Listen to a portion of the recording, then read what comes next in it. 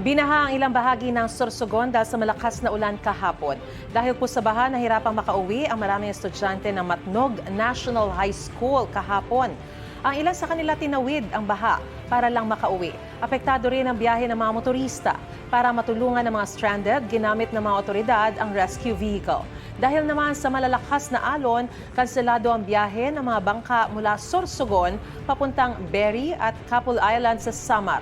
Stranded naman sa Pantalan ang abot sa 100 pasahero. Nanatili muna sila sa ticketing office at barangay hall ng barangay Kamkaman. Apektado rin ng masamang panahon ang biyahe ng mga roro.